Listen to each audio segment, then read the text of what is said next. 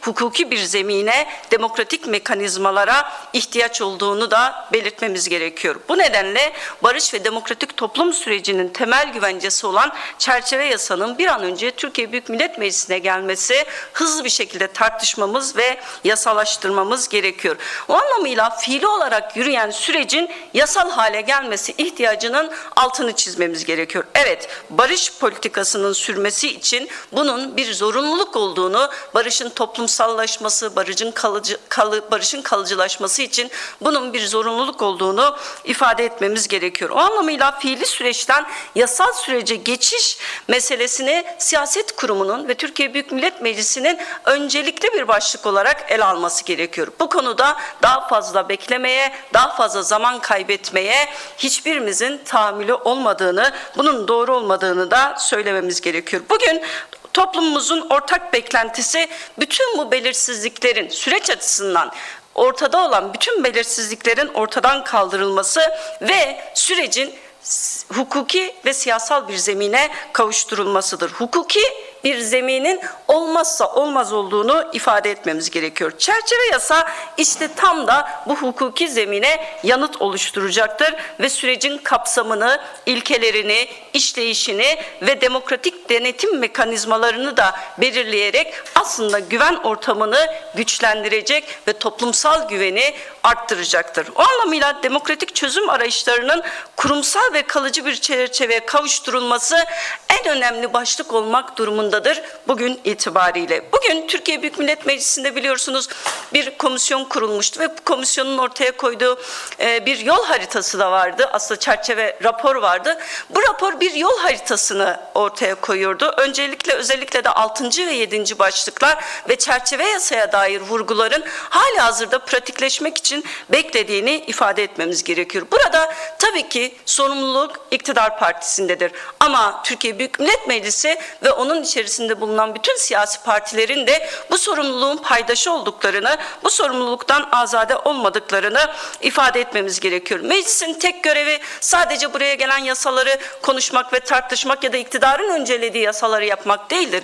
Bugün toplumsal barışımızı büyütmek ve gerçek anlamda sorunların diyalog zemininde, meclis zemininde konuşulması ve bütün bu sorunlara çözüm arayışlarının adresi olması da meclis açısından çok önemlidir. Hızlı bir şekilde meclisin bu görevi, bu sorumluluğu üstlenmesi gerekiyor. Farklı görüşlerin, farklı düşüncelerin, farklı çözüm arayışlarının ve bakış açılarının meclis zemininde buluşması, birbirimizle konuşabildiğimiz, tartışabileceğimiz bir zemini sağlamamız gerekiyor. İşte o zaman toplum meclise güven duyacaktır. İşte o zaman meclis gerçek anlamda işlevini yerine getirmiş olacaktır ve barış için üstlendiği rolü de, üstlendiği misyonu da pratikleştirmiş olacaktır. O anlamıyla çerçeve yasa etrafında yürütülecek bütün tartışmaların sadece teknik bir mesele olmadığını ifade etmemiz gerekiyor. Teknik bir hukuk metninden bahsetmiyoruz. Türkiye'nin geleceğinden, Türkiye'nin demokratik geleceğinden bahsediyoruz. Türkiye'nin demokratikleşmesi için kapı aralayabilecek bir eşikten bahsediyoruz. Çerçeve yasayı konuştuğumuz zaman ve bu nedenle de şunu bir kez daha söylüyoruz. Barışın kalıcı hale gelmesi, demokrasinin güçlenmesi için hukuki güvence olmazsa olmazdır. Çerçeve yasa yalnızca mevcut süreci düzenleyen ve mevcut süreci rahatlatacak bir metin değildir. Aslında Türkiye'nin gelecek projeksiyonunu da önümüze koyacak önemli bir eşiktir. Türkiye bundan sonra nasıl yol almak istiyor? Türkiye bundan sonra demiri nereye atmak istiyor? Güvenlik politikaları mı, çatışma zemini mi, gerçek anlamda sorunlarını çatışma zemini mi, yoksa sorunlarını diyalog zemininde konuşan, sorunlarına meclis zemininde derman arayan, çözüm arayan ve bunun da kalıcı olması için de yasa yapacak bir mekanizma mı sorularına yanıt verecek bir eşikte, bir tarihi yol ayrımındayız. O anlamıyla bu meseleye teknik bir mesele olarak bakmadığımızı ifade etmemiz gerekiyor. Bu ülkede yaşayan bütün yurttaşların, 86 milyon yurttaşın ve gelecek kuşakların yaşamını konuşuyoruz. Nasıl bir ülkede var olacağımızı konuşuyoruz. Demokratik, eşit, özgür bir ülkeyi birlikte kurup kurmama tartışması yürütüyoruz. Aslında çerçeve yasayı konuştuğumuz zaman o anlamıyla dar bir zeminde ele alınmasını ve bazı manipülatif başlıklar üzerinden sürecin speküle edilmesini, yasanın speküle edilmesini, manipüle edilmesini, topluma yanlış anlatılmasını, toplumda yanlış algılar oluşturulmasının da çok hatalı olduğunu ve hızla bunun önünün alınması gerektiğini ifade etmemiz gerekiyor. Toplumsal barışımızı bir kez daha zehirlemeye dönük bu yaklaşımların karşısında yan yana durmaya ve ortak metnimiz olan altına birlikte imza attığımız meclisin raporunu esas almaya ve onu da pratikleştirmeye bir kez daha bütün siyasi partileri meclisi davet ediyoruz. Ve bu konuda da Meclis Başkanı Sayın Numan Kurtulmuş'a da bir kez daha buradan çokça çağrı yaptık. Bir kez daha çağrı yapmak istiyoruz. Meclis Başkanı tıpkı komisyon sürecinde olduğu gibi bugün de üzerine düşen sorumluluğu yerine getirmeli ve bu tarihi süreçte gerçek anlamda barış için rolünü oynamalı ve kolaylaştırıcı bir misyonla bu sürece sahip çıkmalıdır diyoruz. Yasal barış, yasal çözüm, yasal adım diyoruz. Bütün bu yasallıklar olmadan sürecin gerçek anlamda güvenceden yoksun olacağının bir kez daha altını çizmek istiyoruz. Değerli basın emekçileri, biz yasal süreci konuşuyoruz, çerçeve yasayı konuşuyoruz, sürecin ihtiyaçlarını konuşuyoruz. Ama biliyorsunuz bugün AKP grubu 12. yargı paketi diye kamuoyunda bilinen bir yargı paketini, yeni bir teklifi de basınla paylaştılar. Çok hızlı bir şekilde bakma şansımız oldu. Detaylarına bakamadık. Bunu hukuk komisyonumuz ve adalet komisyonundaki arkadaşlarımızla beraber birlikte bakıp detaylı bilgilendirmeyi ve bu teklife dair görüşlerimizi elbette kamuoyuna açıklayacağız. Ama ilk elden şunu ifade etmemiz gerekiyor. Gerçekten bu paket toplumun beklentilerine yanıt veren bir paket değildir. Bugün bu ülkede ciddi bir adalet krizi var. Bu ülkede ciddi bir eşitsizlik var. Bu ülkede bir yargı krizi var. Bu ülkede yargının siyasallaşma hali var. Yargının siyaseti dizayn etme gerçeği var. Ama ne yazık ki hazırlanan ve bugün kamuoyuyla paylaşılan teklif metninin bütün bu dertlere derman olacak bir bakış açısından uzak olduğunu ifade etmemiz gerekiyor. Bugün yapılması gereken demokrasiyi, eşitliği, özgürlüğü ve adaleti büyütecek paketler ve yasalar yapmaktır. Ama ne yazık ki teknik düzenlemelerle yine palyatif, günü kurtarmaya dair yaklaşımla AKP iktidarının sürece yaklaştığını görüyoruz. O anlamıyla hem cezaevinde olan mahpusların beklentilerini hem toplumun adalet beklentisini karşılamayan bu paketin gerçek anlamda derde derman olmadığı açık ve net. Şimdi tabii ki bu paketleri çokça konuşuyoruz. Şimdi yeni bir torba paket ya da yeni bir yasa teklifi sunuldu. Ama bir de mevcut komisyonlardan geçmiş, genel kurula gelen ve yasalaşmayı bekleyen torba yasalar da var. Bunlardan biri de bu hafta görüşülecek olan er ve erbaşların özlük haklarını genel olarak düzenleyen ama aynı zamanda başka maddeleri de içeren bir torba paketi de var. Onu ifade etmek istiyorum. Şimdi bu ülkede söyledik, adalet krizi var, ekonomik kriz var, toplumsal kriz var, sosyal kriz var. Bütün bu krizleri görmeyen iktidar gerçek anlamda kendi ihtiyaçları üzerinden sürekli torba yasa mantığıyla düzenleme yapıyor. Bakın, torba yasa anlayışının kendisini çok eleştirdik. Sadece biz eleştirmedik, Anayasa Mahkemesi de eleştirdi. Birçok düzenleme Anayasa Mahkemesi'nden iptal ediliyor, geri gönderiliyor. Peki iktidar ne yapıyor? Torba yasa mantığından mı vazgeçiyor? Hayır. Her gün torba yasa mantığıyla yasa yapmaya devam ediyor. Birbirine benzemeyen birçok yasa maddesi aynı torbanın içerisine konuluyor ve milletvekillerine de halka da aslında o yasanın detaylarını öğrenme, üzerinde konuşma, tartışma fırsatı verilmemiş olunuyor. O anlamıyla bir torbanın içerisinde olan bir maddeyi onaylayabilirsiniz, destekleyebilirsiniz ama 10 tanesine karşısınızdır. Peki bu durumda ne yapacaksınız? Toptan evet ya da toptan hayır demek zorunda kaldığınız bir yasa yapma tekniğidir. Torba yasa mantığı, bundan hızla uzaklaşmak gerekiyor. Şimdi bu er ve erbaşlarla ilgili olan meselede en önemli düzenlemelerden birisi aslında AYM kararlarının yine bypass edilmesi. Bakın, AYM bazı kararları, yani meclisten geçen ve yasalaşan bazılarını Anayasa Mahkemesi'ne gittiğinde anayasaya aykırılık nedeniyle iptal ediyor. Peki iktidar ne yapıyor? aynı maddeyi çoğu zaman virgülüne bile dokunmadan ya da bir iki dolaylı ek yaparak hızlı bir şekilde yeniden meclise getiriyor ve yasalaşmasını sağlıyor. Yani yasayı dolanıyor. Yani AYM'yi dikkate almıyor. Anayasal denetim yetkisini bypass ediyor. Ne eliyle? Meclis eliyle. Evet, anayasal denetim hakkını Anayasa Mahkemesi'nin elinden alan fiili bir sürecin içerisindeyiz. Hem bir anayasasızlaştırma süreci, hem Anayasa Mahkemesi kararlarını uygulamayan bir yaklaşım, hem de Anayasa Mahkemesi'nin iptal ettiği kararları yeniden neredeyse copy paste yapıp hiçbir şekilde değiştirmeden ya da çok az değişiklik yaparak ama özünü koruyarak, iptal edilme nedeni olan özünü koruyarak yeniden meclise getiriyor ve yasallaşmasını sağlıyor. Bu yaklaşımı da doğru bulmadığımızı ifade etmemiz gerekiyor. Şimdi buradaki en önemli meselelerden birisi 8. bu torba yasadaki 8. ve 14. maddeler önemli. 8. madde dediğim gibi Anayasa Mahkemesi'nin daha önce aslında iptal ettiği bir düzenleme ama paketin içerisinde idare lehine bir düzenleme yapılarak getiriliyor. Oradan 14. madde ise er ve erbaşların bundan sonra 7 yıl çalıştıktan sonra kamu hizmetine alımında ayrıcalık tanıyan bir düzenlemeyi içeriyor. Yani 7 yıl er ya da erbaşlık yaptınız. Daha sonra bir kurumun sözlü mülakat sınavına giriyorsunuz ve size orada bir avantaj sağlanıyor. Oysa ki aynı kuruma başkaları KPSS sınavıyla giriyor. Daha sonra mülakata alınıyor ve bütün o aşamaları geçtikten sonra ancak işe girilebiliyor. Burada anayasanın eşitlik ilkesine aykırı bir düzenleme yapılmaya çalışıldığını ifade etmemiz gerekiyor. Bu da yetmemiş.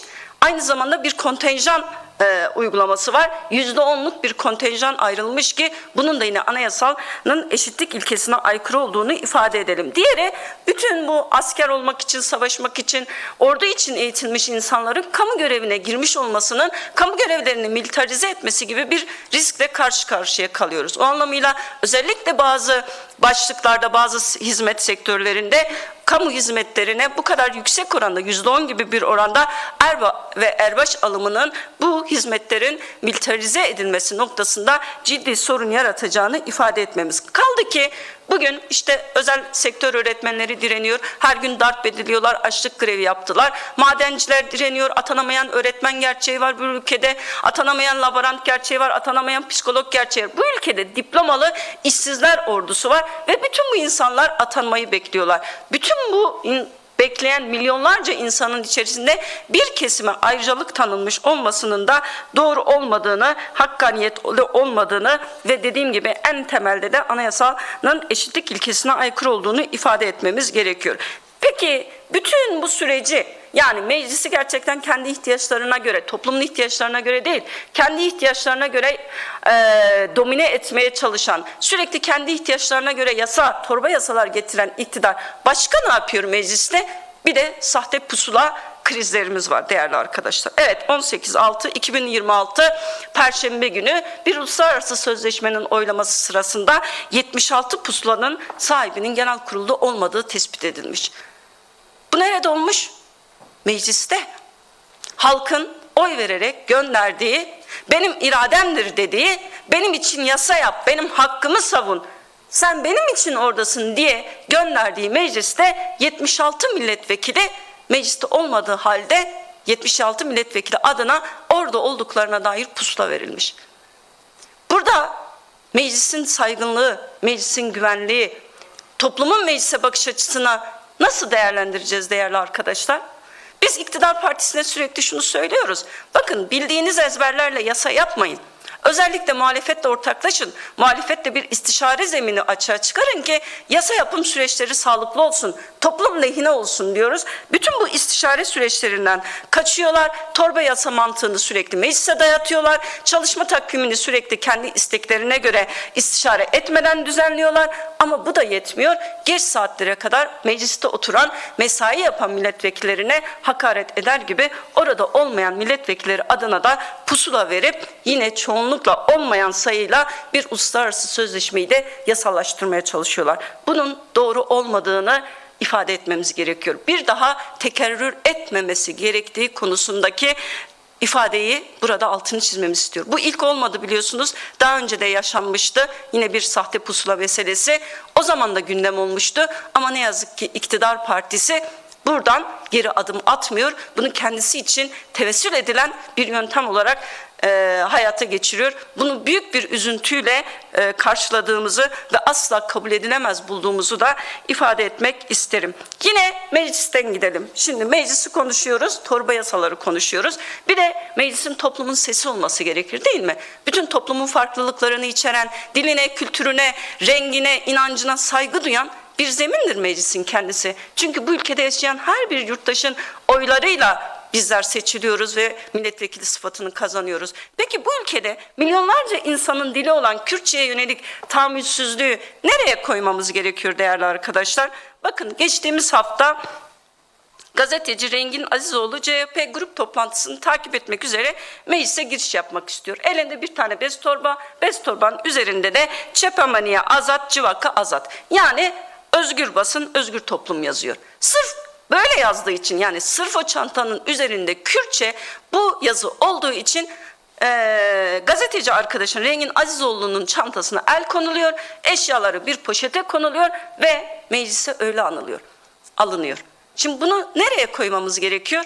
Halklara, dillere, dinlere, inançlara saygının en yüksek olması gereken meclis, kendi bünyesinde bir komisyon kurmuş, barış ve demokratik toplum sürecini tartışan, bunu bir raporla da ortaya yol haritası koyan meclisin böyle pratiklere sahne olmasının çok üzücü olduğunu ifade etmemiz gerekiyor. O anlamıyla Kürtçenin kamusal alandan sistematik olarak dışlanması, Kürtçenin kamusal yaşamda kullanımının önündeki engelleri kaldırılması konusunda adım atılması gerekirken meclisin güvenlik bürokrasisinin bunu geriye çeken yaklaşımını asla doğru bulmuyoruz ve kabul etmiyoruz. Burada Kürtçenin korunması, güvence altına alınması, yaşaması ve gelecek kuşaklara taşınması için meclisin söz söylemesi ve buna uygun bir pratik içerisinde olması gerekiyor. Bunun aksini kabul etmiyoruz, doğru bulmuyoruz. Bu ülkede yaşayan milyonlarca Kürt yurttaş bu ülkeye vergi veriyor. Bu ülkede yaşıyor. Bu ülkenin yurttaşı. Kürtçe bizim ana dilimiz. Ana dilimize saygı bekliyoruz. Ana dilimize saygı duyan bir meclis pratiği beklediğimizi bir kez daha ifade etmek istiyorum ve buradan da yeniden meclis başkanına da bu konudaki sorunları giderme ve bu konuyu araştırma, bunu soruşturma çağrısını da yapmak istiyorum. Değerli basın emekçileri, bütün bu tablonun içerisinde şimdi 12. yargı paketini konuştuk ama bir yargı pratiğiyle de aslında yargının geldiği noktayı ve çürümüşlüğü de dikkatlerinizi çekmek istiyorum. Evet, gerçekten vicdanlarda derin bir yara açan ve her birimizi, bu ülkede yaşayan her bir vicdan sahibi insanı da insanlığından utandıran bir adalet mekanizması kararıyla, adalet mekanizmasının çürümüşlüğüyle de karşı karşıyayız. Evet, Türkiye tarihinin en karanlık, en sarsıcı çocuk istismarı davalarından birisi Hiranur Vakfı kurucusu Yusuf Ziya Gümüşel'in sözde sağlık sorunları gerekçesiyle sadece ve sadece cezaevinde 3 yıl kaldıktan sonra tahliye edilmesi meselesi. Hem yerel mahkemede hem istinaf mahkemesinde istismarı tescillenen, kendi küçücük çocuğunu bir istismarcıyla veren aklın, anlayışın nasıl yargı mekanizması eliyle aslında aklandığını görüyoruz. Bu ülkede siyasi mahpuslar sadece siyasi mahpus oldukları için en ağır hastalık koşullarında tahliye edilmezken, cezaevlerinden tabutları çıkarken bir istismarcının kendi 6 yaşındaki bir çocuğun istismarına göz yuman, buna yol açan bir kişinin sağlık gerekçesiyle tahliye edilmesini asla kabul etmiyoruz, doğru bulmuyoruz. Bu belirli bir çevrenin, belirli bir siyasal aklın aslında yargı üzerindeki denetiminin açık ve net göstergesidir. Bu anlamıyla buradan bu kararın bir hukuki karar değil, bir siyasi karar olduğunu ifade etmemiz gerekiyor. Burada mağduru koruyan bir yargı yok. Burada gerçekten çocuğun üstün yararını koruyan bir yargı pratiği yok. Burada faili koruyan bir yargı pratiğine hep beraber tanıklık etmiş oluyoruz. O anlamıyla asla ve asla bu tutumu kabul etmiyoruz. Tekrar ifade edeyim, bugün siyasi mahpuslar şeker hastalığına, tansiyon hastalığına, kanser hastalığına rağmen birçok siyasi mahpus cezaevindeyken, adli tıptan rapor alamazken, adli tıptan rapor almasına rağmen İçişleri Bakanlığı'nın toplum güvenliğine karşı tehdit oluşturur raporları nedeniyle cezaevinden bırakılmazken, özgürlüğünden alıkonulurken, vedalaşma hakkı bile tanınmazken böyle bir istismarcının getirilip sağlık gerekçesiyle cezaevinden tahliye edilmesini asla doğru bulmuyoruz. O anlamıyla bu yargı pratik, kadın ve çocuk düşmanı yargı pratiklerine derhal son verilmesi gerektiğini ifade etmek istiyoruz. Şimdi çokça çocuklar üzerinden kararlar tartışılıyor. İşte çocuklara suça sürüklenen çocuklar ya da kanunla itlafa düşmüş çocukların cezalarının ağırlaştırılması tartışılırken bütün bu pratiklere de dikkatinizi çekmek istiyorum ve bir kez daha ifade edelim. Hep beraber bu adaletsiz, bu kadına karşı, çocuğa karşı, ötekiye karşı suç işleyen ve her gün onun hakkını, hukukunu yok eden bu anlayışa karşı da mücadele edeceğimizi ifade etmek istiyorum. Son olarak yine bu Haziran'ın ayındayız ve Onur Ayı vesilesiyle de birçok yerde yürüyüşler yapılıyor.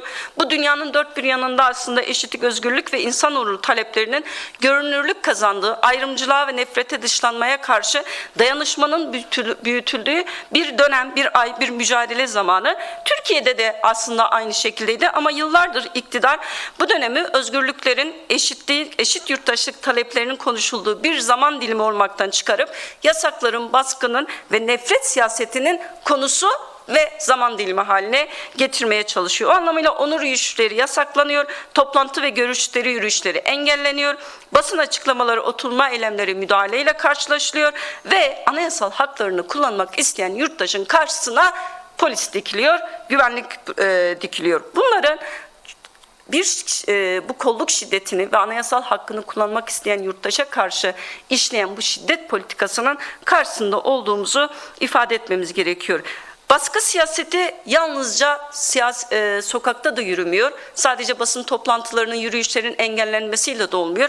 Aynı zamanda aslında yargı kararları eliyle, aynı şekilde yasal hazırlıklar eliyle de aslında bir bütün baskı mekanizması sistematik hale getirilmeye ve kimlikler hedef haline getirilip dışlanmaya da çalışıldığını ifade etmemiz gerekiyor.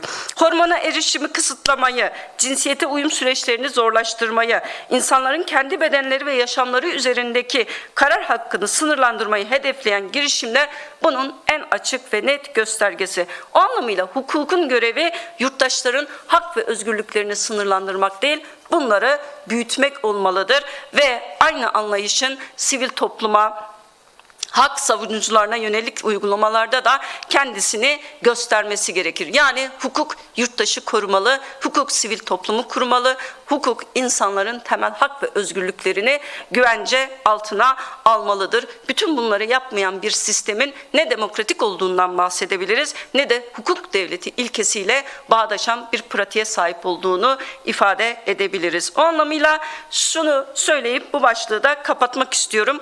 Kimsenin kimliği, varoluşu, bedeniyle ya da yaşam biçimi devletin müdahale alanı olamaz.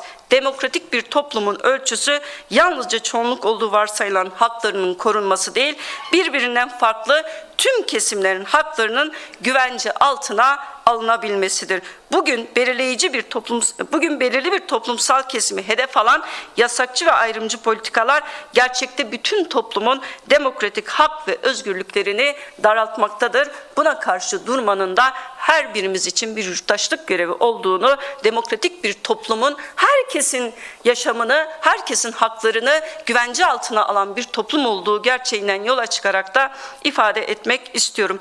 Değerli basın emekçileri, son olarak şu çağrıyla bitirmek istiyorum basın toplantısını. Evet, bu hafta sonu 27 ve 28'inde 4 kentte, Van'da, Diyarbakır'da, Mersin'de ve İstanbul'da Demokratik Toplumla Özgürlüğe isminde adıyla, şiarıyla mitingler gerçekleştirilecek. Bu mitingler barış ve demokratik toplum sürecinde aslında iradeyi güçlendiren, barışa daveti güçlendiren ve toplumun aslında barış talebini, özgürlük talebini görünür kılmaya dönük mitingler olduğunu ifade etmemiz gerekiyor. Özellikle de Sayın Öcalan'ın sürecin baş aktörü ve yürütücüsü olarak hali hazırda bulunduğu koşulların değiştirilmemesine karşı hızlı bir şekilde koşullarının değiştirilmesi ve gerçek anlamda süreci rahat yürütebileceği iletişim koşullarının özgür yaşar ve özgür çalışır koşullara sahip olması gerektiğine dair de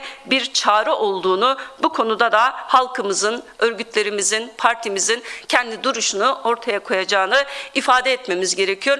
Ve bu mitinglerimize karşı özellikle tertip edilen mitinglere için de bir söz söylemek gerekiyor. Bu konuda en başta hükümeti, İçişleri Bakanlığı'nı ve olası bütün provokasyonlara karşı da bunu düzenleyenleri buradan bir kez daha uyarmak istiyoruz. Toplumu karşı karşıya getirmeye çalışan, toplumu birbirine kırdırmaya çalışan, çözümsüzlük aklını büyütmeye çalışan bu anlayışa hiç kimsenin geçit vermemesi gerektiğini ifade etmemiz gerekiyor. Bizim mitinglerimiz barışçıl birer toplanmadır. Anayasal demokratik hakkımızı kullanıyoruz. İfade özgürlüğünün herkes için geçerli olduğunu ifade etmek istiyoruz ve gerçekten bu ülkenin barışı için, demokrasisi için, eşitliği ve özgürlüğü için ve 86 milyon yurttaşı için bir araya geleceğiz. O alanlarda, o meydanlarda sözümüzü söyleyeceğiz. Bu konuda herkesi duyarlı olmaya ve toplumsal kutuplaşmayı derinleştirecek söz, eylem ve fiillerden geri durup barışı büyütmeye de davet ettiğimizi bir kez daha ifade etmek istiyorum.